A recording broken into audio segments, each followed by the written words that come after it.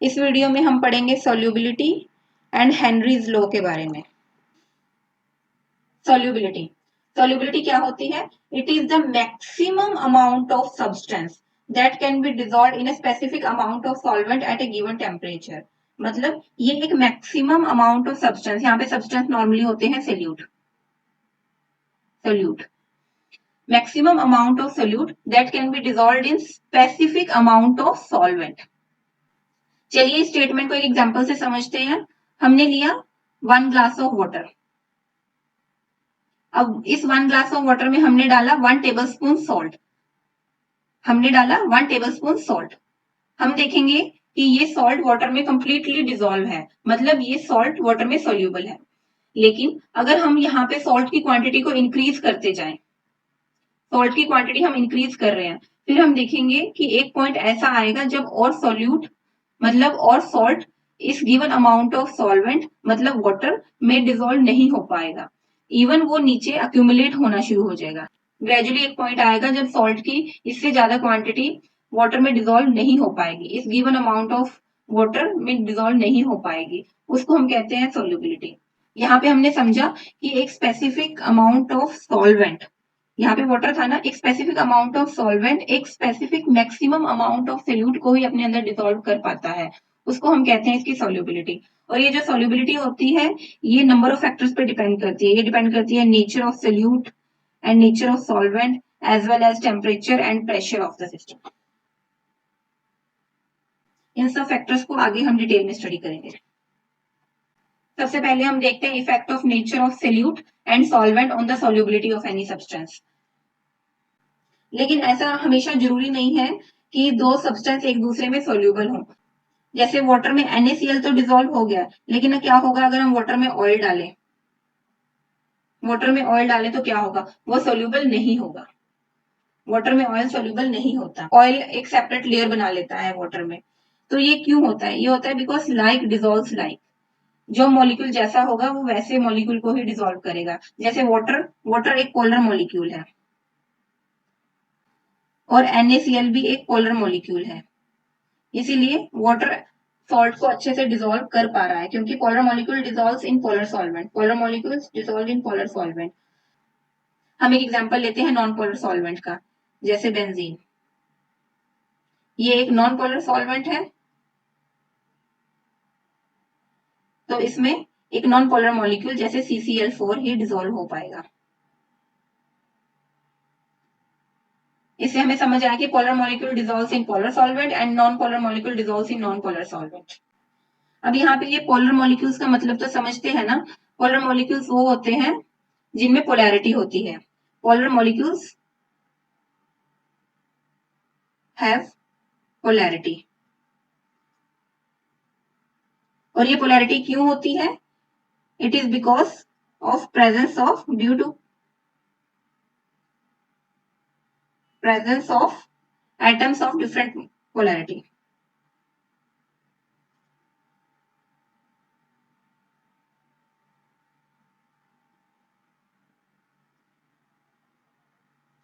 बात समझ आई?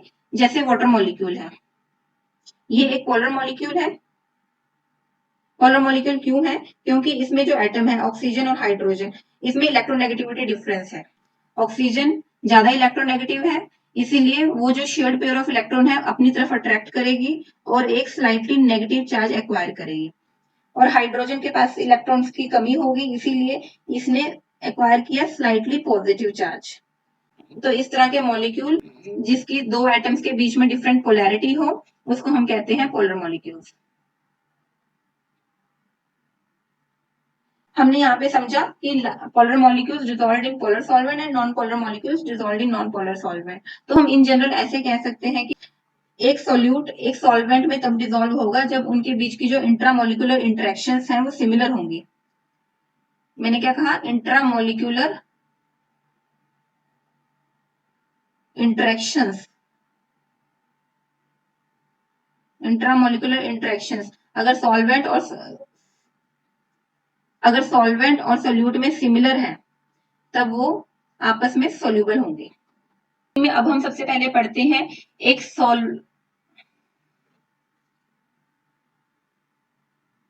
सॉल्युबिलिटी में हम सबसे पहले पढ़ते हैं solubility of solid in liquid. यहाँ पे सॉलिड हुआ सोल्यूट, एक सॉलिड सोल्यूट की सॉल्युबिलिटी एक लिक्विड सॉल्वेंट में। वैसे एग्जांपल है NaCl इन वाटर, वहां पे सॉलिड सोल्यूट लिक्विड सॉल्वेंट मतलब वाटर में डिसॉल्व होता है ना। तो क्या होगा, अगर हमने एक सॉलिड सोल्यूट को सॉल्वेंट में डाला, वो डिसॉल्व हो जाएगा, उसकी कंसेंट्रेशन इंक्रीज होगी और इस प्रोसेस को हम कहते हैं डिसोल्यूशन। ये तो सिंपल बात हुई, हमने सॉलिड सोल्यूट को सॉल्वेंट में डाला, वो डिसॉल्व हुआ और इस प्रोसेस को हम कहते हैं डिसोल्यूशन। लेकिन एक ऐसा पॉइंट आता है जब हम सोल्यूट को अगर सॉल्वेंट में ऐड करते रहें तो कुछ सोल्यूट के पार्टिकल्स सोल्यूशन में से एक सॉलिड सोल्यूट के साथ कोलाइड करके सेपरेट आउट हो जाते हैं। मींस एक ऐसा पॉइंट आता है जब और सोल्यूट सॉल्वेंट में डिसॉल्व नहीं हो पा रहा, बल्कि जो सोल्यूट डिसॉल्व भी हुआ है वो भी एक सॉलिड सोल्यूट के साथ कोलाइड करके सोल्यूशन से सेपरेट आउट हो जाए। Means some solid particles in solution collide with the solid solute particles and get separate out of the solution. इस प्रोसेस को कहते हैं क्रिस्टलाइजेशन। पहले होता है डिसोल्यूशन, लेकिन एक पॉइंट आता है जब और पार्टिकल्स सोल्यूबल नहीं हो पाते, इवन वो सेपरेट आउट होना स्टार्ट कर देते हैं सोल्यूशन से, तो उस प्रोसेस को हम कहते हैं क्रिस्टलाइजेशन। और एक ऐसी स्टेज आती है जब ये दोनों प्रोसेस डिसोल्यूशन और क्रिस्टलाइजेशन अक्कर करते हैं एट द सेम रेट। और इस स्टेज पे इन कंडीशंस पे number of solute particles going into the solution will be equal to the solute particles separating out from the solution। ठीक है, बात समझ में आई कि एक स्टेज आएगा जब डिसोल्यूशन और crystallisation process at the same rate occur होंगे और इस पॉइंट पे क्या होगा, जितने सोल्यूट के पार्टिकल डिसॉल्व होंगे उतने ही सोल्यूट के पार्टिकल सेपरेट आउट होना स्टार्ट हो जाएंगे सोल्यूशन से। तो यहाँ पे हमारे पास एक स्टेट आएगी डायनेमिक इक्विलिब्रियम की। तो हमने अभी यही पढ़ा कि सोल्यूट पार्टिकल्स सॉल्वेंट में डिसॉल्व होकर बनाते हैं सोल्यूशन, इसको हम कहते हैं डिसोल्यूशन प्रोसेस। और सोल्यूशन में से सोल्यूट पार्टिकल्स जब सेपरेट आउट हो जाते हैं, इस प्रोसेस को हम कहते हैं क्रिस्टलाइजेशन।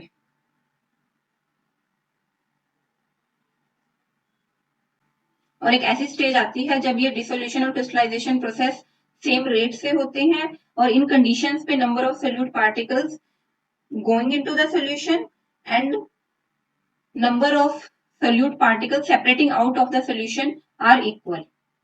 और ये ऐसे सॉल्यूशन एक स्टेट ऑफ डायनेमिक इक्विलिब्रियम में आ गए हैं। इसमें आ गए हैं स्टेट ऑफ डायनेमिक इक्विलिब्रियम। और इस डायनेमिक इक्विलिब्रियम पे सोल्यूट की कंसेंट्रेशन कांस्टेंट रहती है under the given conditions of temperature and pressure.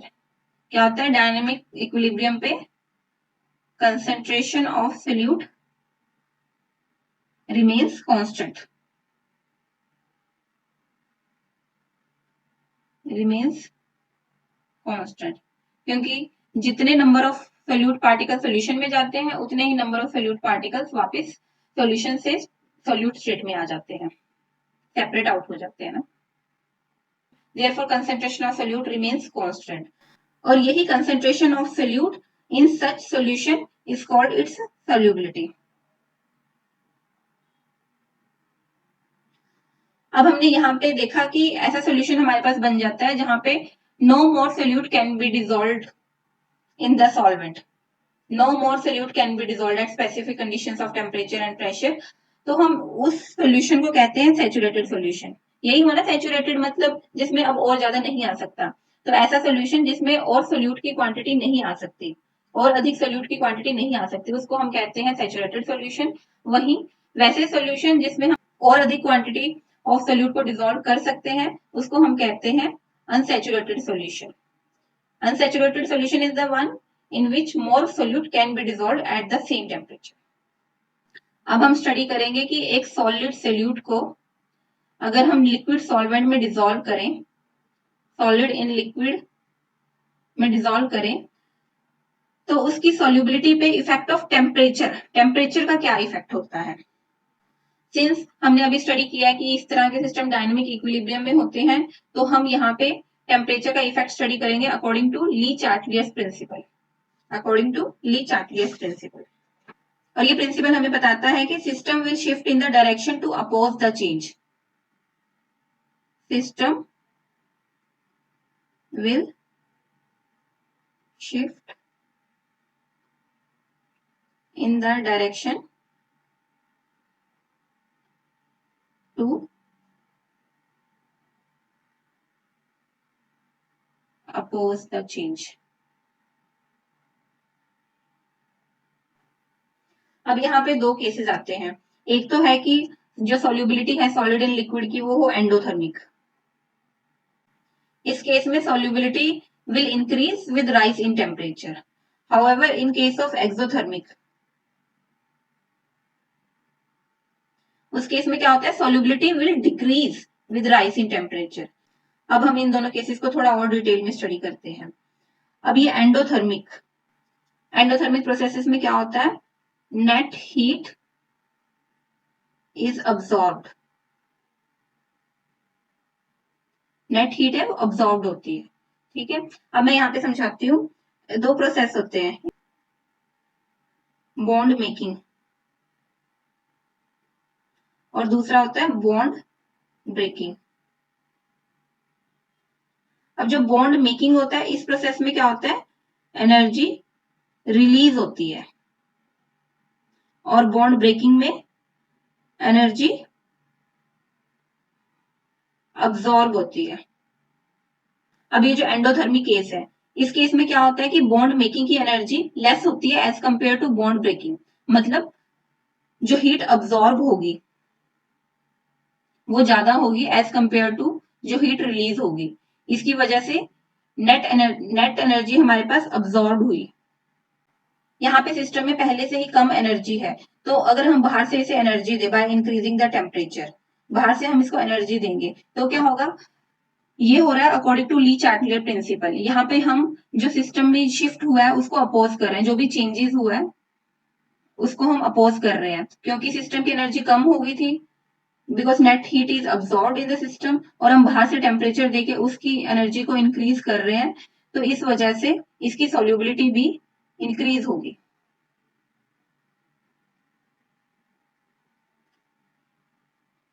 अब देखते हैं एक्सोथर्मिक का case, delta H is less than 0।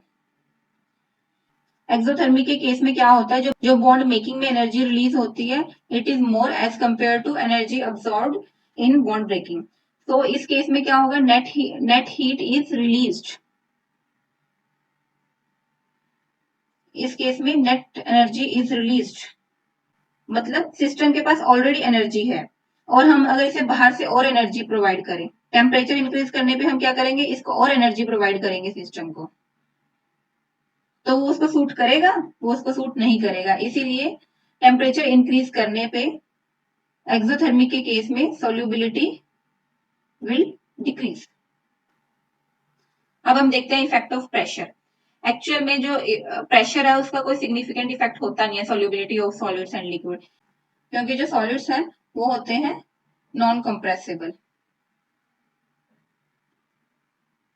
इसीलिए प्रेशर का कोई इफेक्ट ही नहीं होगा सॉलिड्स के ऊपर, सॉलिड्स एंड लिक्विड्स के ऊपर। लेकिन गैसेस के केस में हमें इफेक्ट ऑफ प्रेशर देखने को मिलेगा। नेक्स्ट हम पढ़ेंगे solubility of gas in a liquid. अब यहाँ पे गैस होगा सोल्यूट और लिक्विड होगा सॉल्वेंट। अब कुछ गैसेस तो हाईली सोल्यूबल होती हैं वाटर में, जैसे HCl। On the other hand अगर हम देखें oxygen, oxygen is less soluble in water. ये देखो हमने यहाँ पे देखा oxygen is less soluble in water, but फिर भी ये जो डिजोल्व ऑक्सीजन होती है पानी में, it is sufficient to sustain all aquatic life.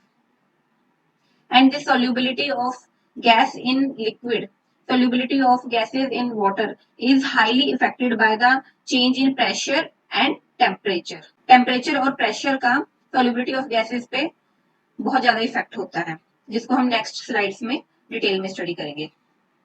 चलो पहले पढ़ते हैं effect of pressure on solubility of a gas in a liquid. अब उसके लिए हमने, ये हमारा सिस्टम है, ये जो लोअर पार्ट है ये है सॉल्यूशन और ये जो अपर पार्ट है ये है gaseous phase. At a particular pressure and temperature. हमने एक प्रेशर फिक्स किया हुआ है, इसमें टेम्परेचर भी फिक्स है और एक पर्टिकुलर प्रेशर है इस पे। मान लो यहाँ पे हमने प्रेशर डाला हुआ है P1। हम एज्यूम करते हैं ये जो सिस्टम है पूरा, ये है एक डायनेमिक इक्विलिब्रियम में। This system is in the dynamic equilibrium.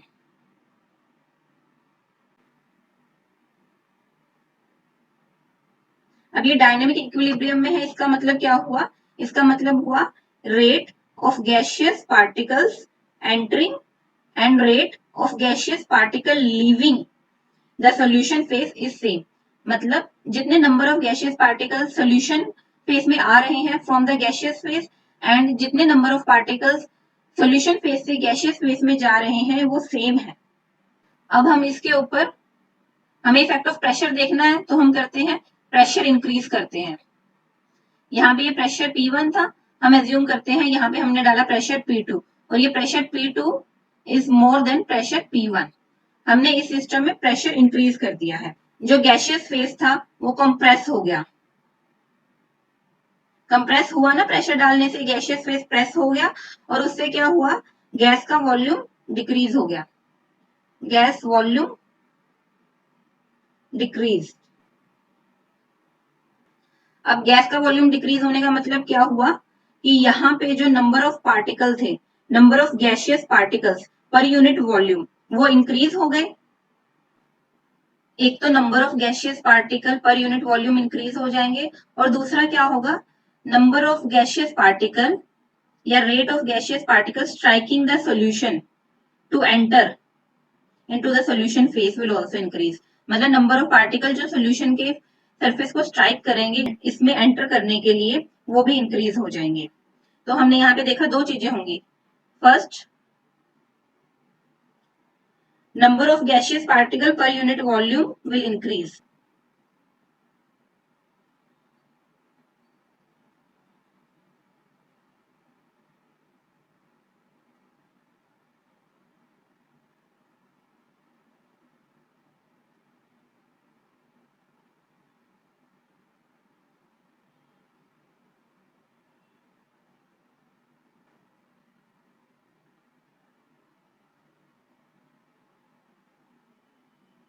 एक तो number of gaseous particle per unit volume, number of gaseous particles per unit volume over the solution will increase. और सेकंड क्या होगा? सेकंड होगा rate at which the gas particles are striking the surface of the solution to enter the solution will also increase. वो भी लिख लेते हैं।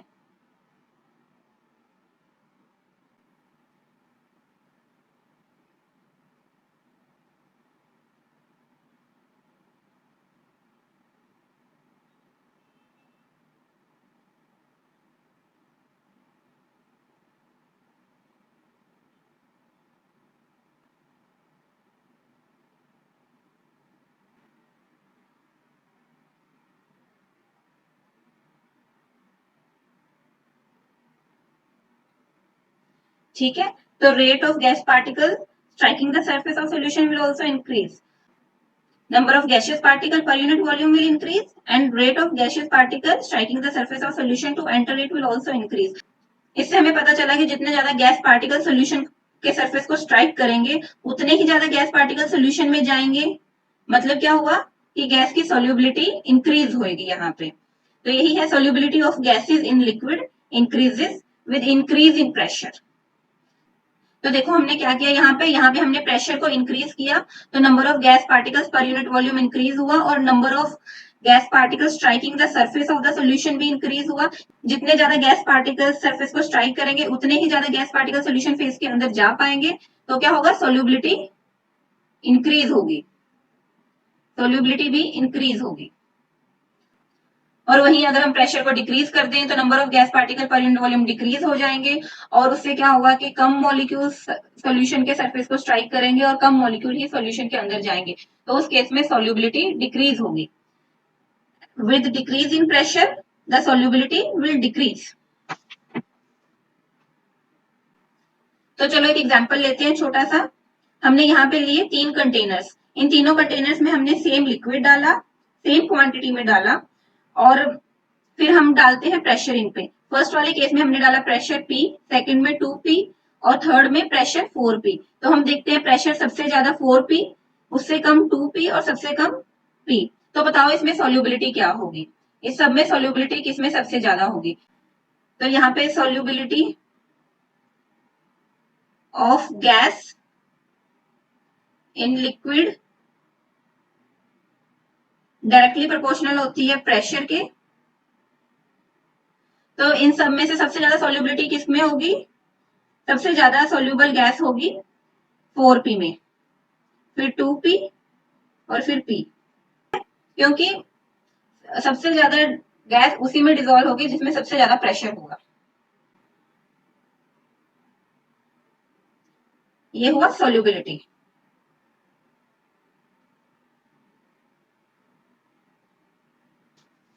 ये जो हम पढ़ रहे हैं solubility of gas in liquid under the effect of pressure, यही चीज हमें बताई थी हेनरी ने थ्रू हेनरीज लॉ। ये बहुत इंपॉर्टेंट लॉ है, हेनरीज लॉ। अब ये हेनरीज लॉ क्या होता है? अगर डेफिनेशन से देखें, at a constant temperature, temperature की कंडीशंस कांस्टेंट है, the solubility of gas in a liquid is directly proportional to partial pressure of the gas present above the surface of liquid or surface of solution। तो Henry law हमें बता रहा है कि solubility of gas in a liquid is directly proportional to, यही है ना, is directly proportional to partial pressure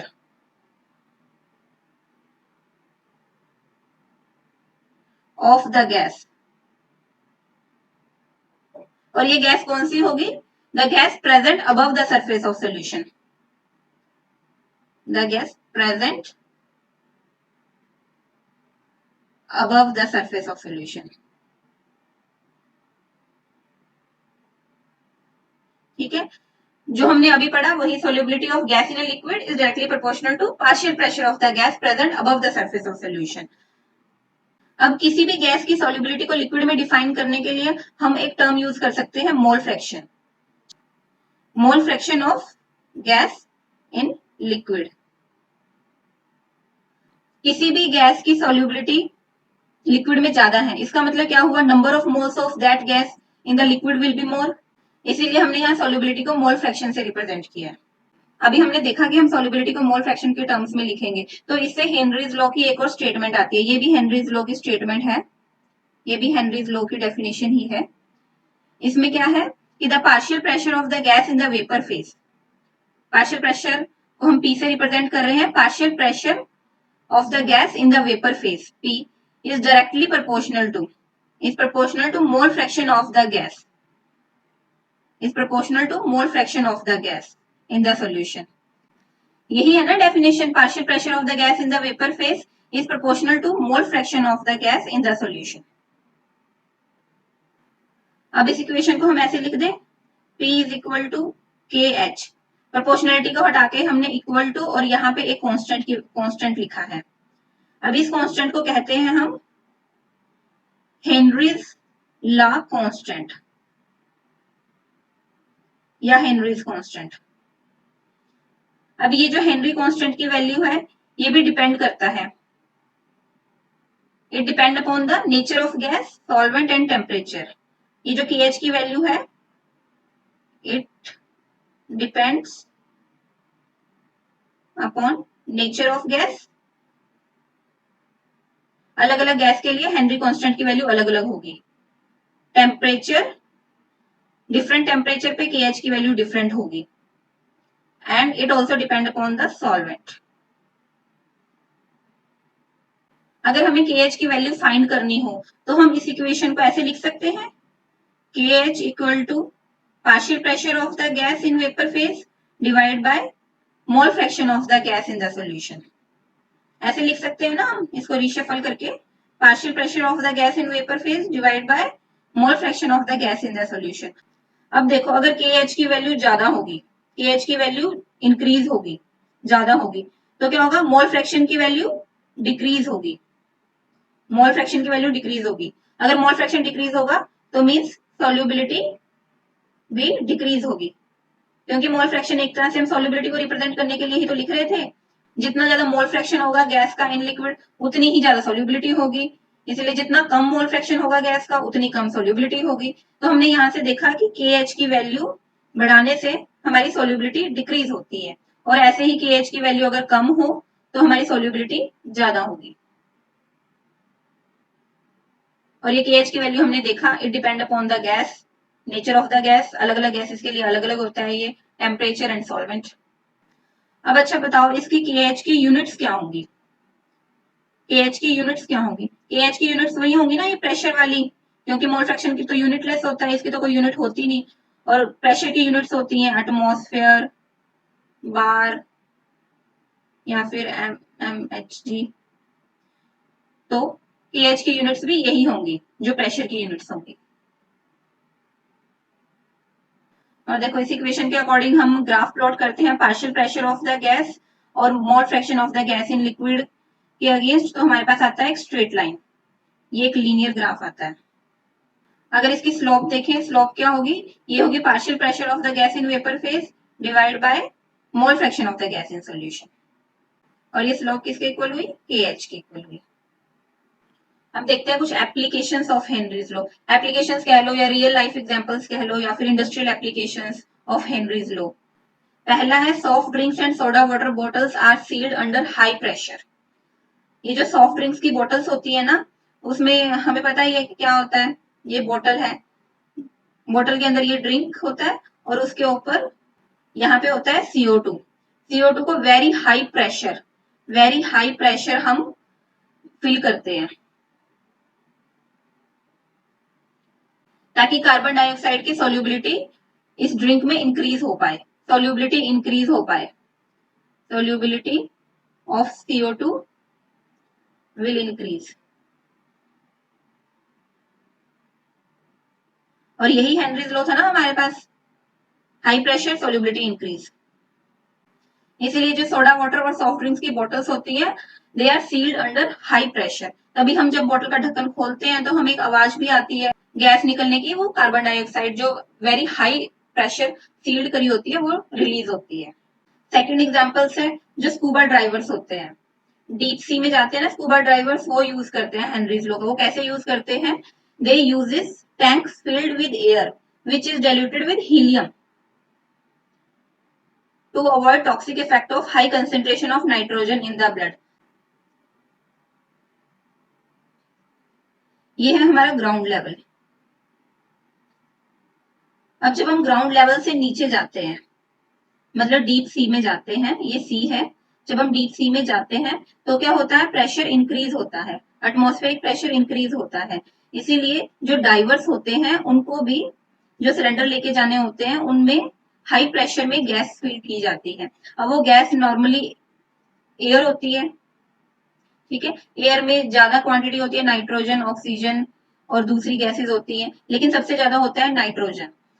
जब अंडर वाटर हम जाते हैं तो एटमॉस्फेरिक प्रेशर इंक्रीज हो जाता है, एटमॉस्फेरिक प्रेशर काफी इंक्रीज हो जाता है, तो उसको सस्टेन करने के लिए जो स्कूबा डाइवर्स जाते हैं वो जो टैंक लेके जाते हैं उसमें भी जो गैस भरी जाती है वो हाई प्रेशर पे भरी जाती है, ताकि बॉडी के अंदर जो गैस का प्रेशर इतना हो कि वो बाहर के एटमॉस्फेरिक प्रेशर को सस्टेन कर पाए। अदरवाइज क्या होगा कि अगर बाहर का एटमॉस्फेरिक प्रेशर ज्यादा होगा तो डाइवर्स की बॉडी कोलैप्स कर जाएगी। इसीलिए जो टैंक होता है उसमें काफी हाई प्रेशर पे गैसेस फिल की जाती हैं।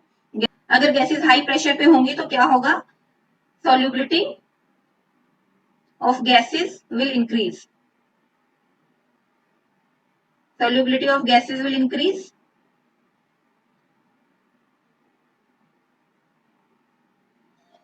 इससे क्या हुआ? डाइवर की बॉडी में गैसेस की क्वांटिटी इंक्रीज हो गई, लेकिन जब ये डाइवर सरफेस पे आएगा तो क्या होगा? तब ये जो सोल्यूबल गैस होंगी they will release the dissolve gas, ठीक है, तो जो गैस डिजोल्व हुई है वो रिलीज होगी, और इसमें सबसे ज्यादा क्वांटिटी क्या थी? Nitrogen, which will leads to formation of bubbles of nitrogen in the blood। क्या होगा? Formation of bubbles. और ये जो नाइट्रोजन के बबल फॉर्म होंगे इसकी वजह से हमारी कैपिलरीज ब्लॉक हो सकती हैं, it can block the capillaries. और ये कैपिलरीज ब्लॉक होने की वजह से एक डेंजरस मेडिकल कंडीशन पैदा हो सकती है जिसे कहते हैं बेंट्स। ये एक dangerous and painful medical condition होती है। इस मेडिकल कंडीशन को अवॉइड करने के लिए जो डाइवर्स के टैंक होते हैं उनको हीलियम के साथ डिल्यूट किया जाता है। उससे क्या होता है, नाइट्रोजन की अमाउंट कम हो जाती है टैंक्स के अंदर, इसीलिए फॉर्मेशन ऑफ बबल्स कम हो जाएंगे और ये मेडिकल कंडीशन अक्कर नहीं होगी। हेनरीज लॉ का नेक्स्ट एग्जांपल है, eight high altitude the partial pressure of the oxygen is low. जैसे पहाड़ों पे या हाई एल्टीट्यूड पे क्या होता है, यहाँ पे ऑक्सीजन का पार्शियल प्रेशर लो होगा, ऑक्सीजन की क्वांटिटी कम हो जाती है। ऐसे ही होता है ना ग्राउंड लेवल से अगर हम नीचे जाते हैं तो प्रेशर इंक्रीज होता है, एटमॉस्फेरिक प्रेशर इंक्रीज होता है। अगर हम जितना ऊपर जाते रहेंगे प्रेशर डिक्रीज होता रहेगा, प्रेशर डिक्रीज होगा तो क्या होगा, which will leads to low concentration of oxygen. Pressure कम होगा तो ऑक्सीजन की कंसेंट्रेशन कम हो जाएगी in the blood and the tissues of people living at high altitude और क्लाइंबर्स। पहाड़ों पे ऑक्सीजन का पार्शियल प्रेशर कम होता है, इसकी वजह से ऑक्सीजन की क्वांटिटी कम हो जाती है, तो हमारे जो ब्लड और टिश्यूज में ऑक्सीजन की कंसेंट्रेशन कम हो जाती है। जो लो ब्लड शुगर है इसकी वजह से प्रॉब्लम होती है एनोक्सिया, जिसमें इंसान बहुत कमजोर हो जाता है और अच्छे से सोच नहीं पाता। So low blood oxygen causes climbers to become weak and unable to think properly, and this condition is known as anoxia. तो ये हमने पढ़ी एप्लीकेशंस ऑफ हेनरीज लॉ। अब नेक्स्ट हम देखते हैं इफेक्ट ऑफ टेम्परेचर, और ये हम देख रहे थे effect of temperature on solubility of gas in liquid. Solubility of gas increases with decrease of temperature, मतलब टेम्परेचर अगर हम डिक्रीज करेंगे तो सॉल्युबिलिटी इंक्रीज होगी, और वहीं अगर टेम्परेचर को हमने इंक्रीज किया तो सॉल्युबिलिटी डिक्रीज हो जाएगी। अब ये एक्सपेरिमेंटली भी देखा गया है। फॉर एग्जांपल ऑक्सीजन है, ऑक्सीजन का अगर टेम्परेचर होगा 293 केल्विन, सॉल्युबिलिटी केएच की वैल्यू पे डिपेंड करती है ना, तो केएच की वैल्यू होगी, ये होगी किलो बार में, ये होगी 34.86। वेयर एज अगर टेम्परेचर हो 303 केल्विन तो केएच की वैल्यू होगी 46.82 किलो बार। तो हमने देखा कि जैसे हम टेम्परेचर को इंक्रीज कर रहे हैं केएच की वैल्यू भी इंक्रीज हो रही है, यहाँ पे केएच की वैल्यू इंक्रीज हो रही है। अगर टेम्परेचर ज्यादा है तो केएच की वैल्यू ज्यादा है। हमने देखा था ना रिलेशनशिप सॉल्युबिलिटी और केएच का, solubility is inversely proportional to KH, क्योंकि सॉल्युबिलिटी को हम mole fraction of gas in liquid से डोनेट कर रहे थे। तो अगर केएच की वैल्यू इंक्रीज हुई तो मीन्स सॉल्युबिलिटी डिक्रीज होगी। तो हमने देखा कि टेम्परेचर इंक्रीज होने पे केएच की वैल्यू इंक्रीज हुई और सॉल्युबिलिटी डिक्रीज हुई, टेम्परेचर इंक्रीज होने पे सॉल्युबिलिटी डिक्रीज हुई। इसी तरह से with decrease in temperature solubility will increase. और इसका बहुत अच्छा एग्जांपल देखने को मिलता है हमें एक्वेटिक लाइफ में। जो एक्वेटिक स्पीशीज होती हैं they are more comfortable in cold water rather than in warm water. Cold water मतलब टेम्परेचर कम होगा, टेम्परेचर कम होगा तो क्या होगा, सॉल्युबिलिटी इंक्रीज होगी, सॉल्युबिलिटी ज्यादा होगी।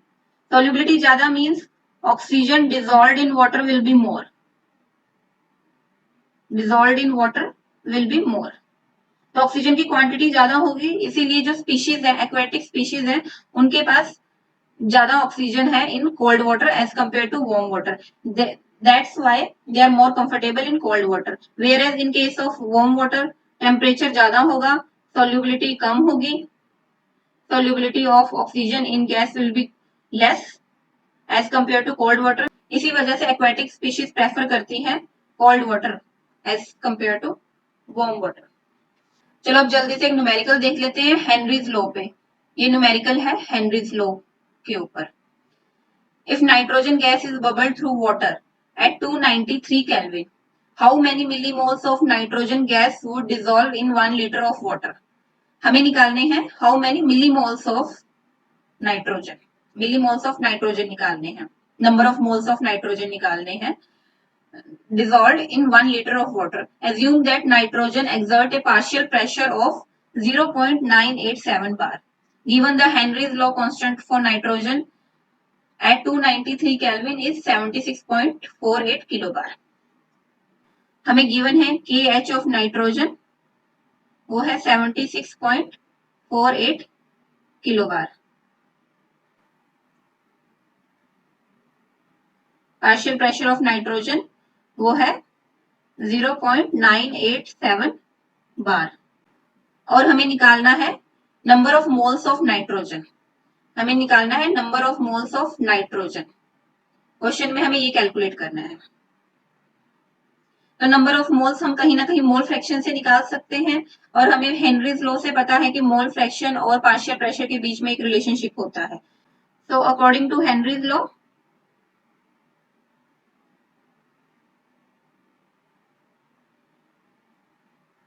हम कह सकते हैं कि partial pressure of nitrogen will be equal to KH, that is Henry's law constant, multiply by mole fraction of nitrogen in water। अब हमें यहां से निकालना है मोल फ्रैक्शन, तो इसको हम ऐसे लिख सकते हैं, mole fraction of nitrogen will be equal to partial pressure of nitrogen divide by KH। अब हमें ये वैल्यूज गिवन है, तो हमें जस्ट इनको पुट करना है। 0.987 बार डिवाइड बाय, यहाँ पे ये हमें किलो बार में दे रखा है, तो हम इसको कन्वर्ट कर लेते हैं बार में। ये होगा इनटू 1000, ये होगा 76480 बार। किलो बार को बार में कन्वर्ट करने के लिए हमने मल्टीप्लाई बाय 1000 किया, ये आ गया 76480 बार। इसको कैलकुलेट करके हमारे पास आएगा 1.29 इंटू 10⁻⁻5। ये आया मोल फ्रैक्शन ऑफ नाइट्रोजन। हमारे पास मोल फ्रैक्शन ऑफ नाइट्रोजन आ गया, हमें निकालने हैं number of moles of nitrogen. अब मोल फ्रैक्शन और नंबर ऑफ मोल्स के बीच में क्या होता है relation? Mole fraction of nitrogen निकालने हैं, तो ये होगा number of moles of nitrogen divide by total number of moles in the solution. और सॉल्यूशन बना हुआ है नाइट्रोजन गैस का और वाटर का, तो ये हुआ number of moles of nitrogen plus number of moles of water. अब हमारे पास ये तो हमें कैलकुलेट करना है number of moles of nitrogen. Mole fraction हमने कैलकुलेट कर लिया, हमें निकालने हैं number of moles of water.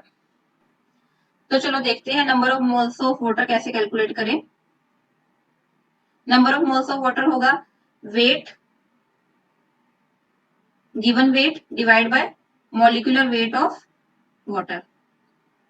अब यहाँ पे वेट हमें क्या गिवन है? हमें वेट गिवन है 1 लीटर ऑफ वाटर। सॉल्वेंट हमें यही दे रखा है ना, dissolved in 1 litre of water. 1 litre of water का मतलब क्या हुआ? हमें वॉल्यूम दे रखा है 1 लीटर। अब हमें पता है कि वाटर के लिए डेंसिटी क्या होती है? 1 होती है। तो डेंसिटी होता है वेट बाय वॉल्यूम। यहां से हम वेट निकाल सकते हैं वाटर का, वो भी होगा 1000 ग्राम। तो वाटर का वेट हुआ 1000 ग्राम, और मॉलिक्यूलर वेट ऑफ वाटर होता है 18 ग्राम पर मोल। यही हुआ ना मोलर मास ऑफ वाटर।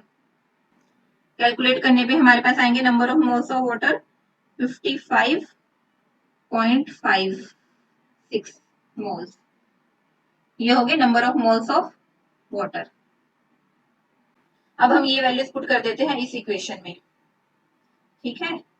इसको लिख लेते हैं one equation, putting values in equation 1। हमारे पास मोल फ्रैक्शन ऑफ N2 क्या है? ये हमने कैलकुलेट किया था 1.29 into 10⁻⁻5 equal to number of moles of nitrogen divide by number of moles of nitrogen plus number of moles of water. ये हमने calculate किए 55.56 मोल्स। अब देखो, अब यहाँ पे nitrogen is dissolved in water, तो नाइट्रोजन के number of moles will be very very less as compare to number of moles of water.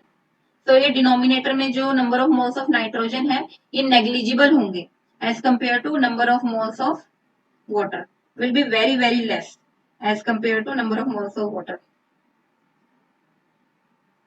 55.56 moles. इससे बहुत कम होंगे, और ये वैल्यू डिनोमिनेटर में है तो हम इसको नेग्लेक्ट कर देते हैं। तो हम इसको ऐसे लिख सकते हैं 1.29 into 10 to the power minus 5 equal to number of moles of nitrogen divided by 55.56। इसको कैलकुलेट करने पे हमारे पास आएंगे number of moles of nitrogen will B 7.16 into 10 to the power minus 4 मोल। बस यहाँ पे 55.56 जाके मल्टीप्लाई होगा 1.29 into 10 to the power minus 5 पे, और कैलकुलेट करने पे हमारे पास आएगा 7.16 into 10 to the power minus 4 moles. अब हमें नंबर ऑफ मोल्स निकालने हैं मिली मोल्स में, क्योंकि हमें मिली मोल्स ऑफ नाइट्रोजन निकालना है ना, तो हम इसको मल्टीप्लाई करेंगे 1000 से। तो ये हुआ 7.16 into 10 to the power minus 4 into 1000, और फिर आ जाएगा ये मिली मोल्स में। कैलकुलेट करने पे हमारे पास ये आएगा 0.716 मिलीमोल। तो इतने मिलीमोल ऑफ नाइट्रोजन वो dissolve in 1 litre of water.